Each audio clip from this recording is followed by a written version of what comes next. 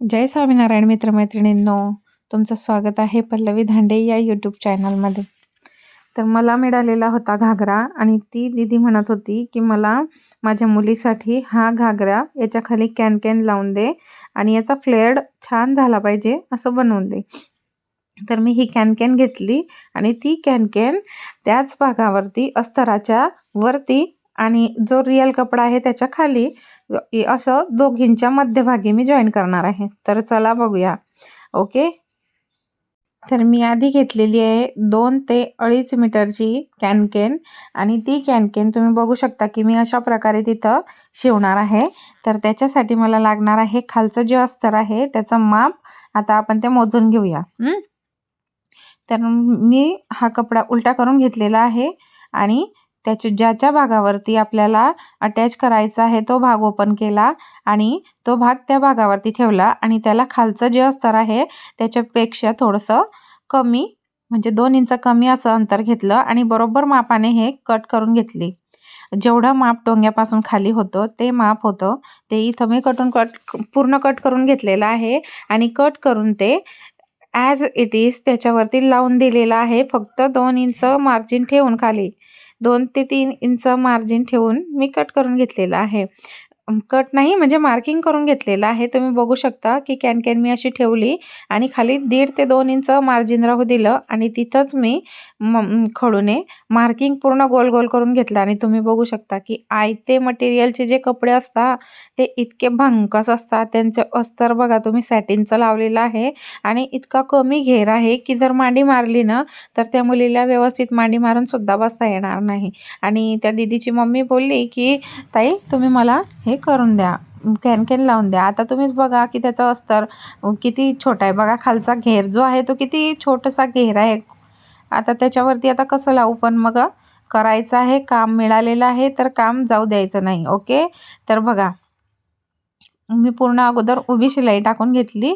खालती 1 ते 1.5 इंच बघा 1 ते 1.5 किंवा 2 इंच एक्स्ट्राचं मार्जिन ठेवून असं असं आणि जी लेवल आपण तिथं मार्किंग करून घेतलेली आहे त्या मार्किंगपर्यंत सरळ उभ्या रेषेमध्ये म्हणजे आडव्या रेषेमध्ये आपण इथं आता आपल्या रिफल म्हणजे ज्या चुडण्या आहेत त्या चुडण्या इथं त्या कॅनवरती टाकून घेणार आहे कॅनच्या. ओके. अस्तरवरती. तर बघा काय केलं आपण की फर्स्ट फोल्ड केली त्याच्यावरती तीच मिरी परत डबल फोल्ड केली. ओके. खालचा कपडा व्यवस्थित काढून घेतलेला आहे आणि मार्किंग वरतीच केलेला आहे. तर करायची पद्धत तुम्ही बघू शकता. आता मी तुम्हाला सांगायची गरज नाही की तीच मिरी डबल फोल्ड केली जेणेकरून ती फुललेली दिसते. याच्यापेक्षा सुद्धा तुम्ही जवळ टाकू शकता. पण तुम्ही बघत आहे की खालचा कपडा किती कमी घेर आहे त्याला आणि त्या कमी घेरामध्येच तिथल्या तिथं गोल गोल फिरतो आहे तो. जर जास्त घेर असताना तर खूप सुंदर वाटला असता.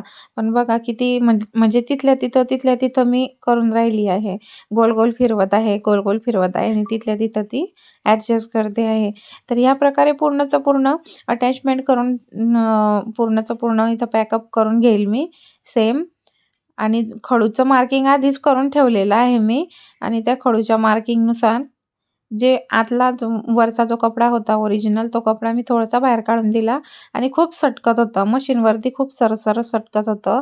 पण मी मार्किंग जशी मार्किंग दिसत होती त्या मार्किंगवरती व्यवस्थित प्रॉपर शिवून घेऊन राहिली. बघा तुम्ही की तिथल्या तिथं गोल गोल होत आहे. म्हणजे इतकं कमी मटेरियल वापरून पैसा फुल वसूल करतात हे लोक आणि अस्तर पण व्यवस्थित लावत नाही. आता लहान मुलीचं जरी असलं तरी मी 1.5 ते 2 मीटर अस्तर प्रॉपर खाली अस्तराला लावते म्हणजे लावतेच. आणि घेराला पण एकदम प्रॉपर आणि एकदम जेवढं जेमतेम पाहिजे ते त्याच्यापेक्षा पण अजून व्यवस्थित घेर येईल असंच काम मी करते आणि एकदम सुंदर व्यवस्थित करते. तर बघा तुम्ही डिफरन्स असतो आयता कपडा घेतलेला आणि त्याला डबल पैसा देऊन तो आपण स्टिच करून घेतलेला. आता जे उरलेलं एक्स्ट्राचं जे आहे ते आपण काढून घेतलेलं आहे आणि उभी शिलाई जशी इकडे टाकली होती तशीच त्या साईडला सुद्धा उभी शिलाई टाकून दिलेली आहे आणि एक्स्ट्राचं जे होतं ते कट करून घेतलेलं आहे. आता याचा फायनल लुक आपण बघू शकता की त्याचा फायनल लुक कसं झालेला आहे. आणि बघा घेर कमी असल्यामुळे फक्त एवढाच घेर आहे, जो पिंक कलरचा दिसत आहे गोल गोल, फक्त तेवढाच घेर या घागऱ्याला आहे, जेवढा दर्शनीय दिसत आहे तेवढाच. ओके. तर तुम्ही बघू शकता की किती कमी घेर लावलेला आहे त्यांनी, एकदम कमी घेर लावलेला आहे. आणि वरचा जो कपडा आहे तो पण तुम्ही बघू शकता खूप कमी लावलेला आहे. फक्त काय तर त्यांनी प्रिंटिंग केलेली आहे कपड्यांवरती सिक्वेन्स सारखी थोडीशी, आणि टिकल्या लावून दिलेल्या आहे, बस. बाकी काहीच नाही आहे त्याच्यामध्ये. आणि अस्तर बघा तुम्ही कसं आहे, छोटंसं. 8 ते 10 वर्षाच्या मुलीचं आहे ते. 8 ते 10 नाही, कमीच असेल, म्हणजे 7 ते 8 वर्षाच्या मुलीचं असेल. आणि तुम्ही बघू शकता. आता याला पूर्ण आपण उलटं करून घेऊ. तर उलटं केल्यानंतर त्याचा फायनल लुक तुम्ही बघू शकता. आता घेर बघा किती कमी आहे, कॅन खूप जास्ती आहे आणि घेर खूप कमी आहे, असं झालेलं आहे. पण घागरा दिसायला छान दिसतो आहे, कपडा छान आहे त्याच्यामुळे.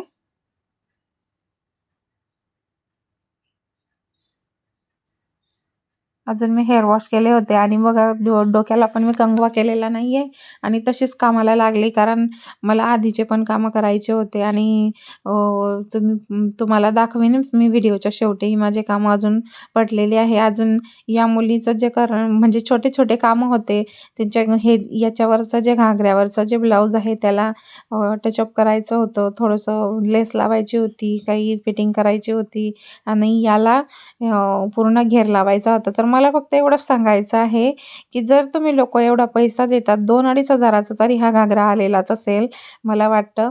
आणि मला वाटतं काय तिने अशीच काहीतरी किंमत सांगितली होती.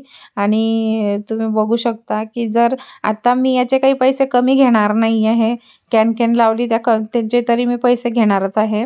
आणि वरतून जे ब्लाऊज फिटिंग करणार आहे त्याचे पण मी 30 ते 40 रुपये घेणारच आहे. तर तुम्हीच विचार करा. आता कॅन आहे, त्या कॅनचे नाही काही तर मी 150 रुपये तरी घेईलच, कारण की कॅन लावायला खूप झंझट पुरलेली आहे.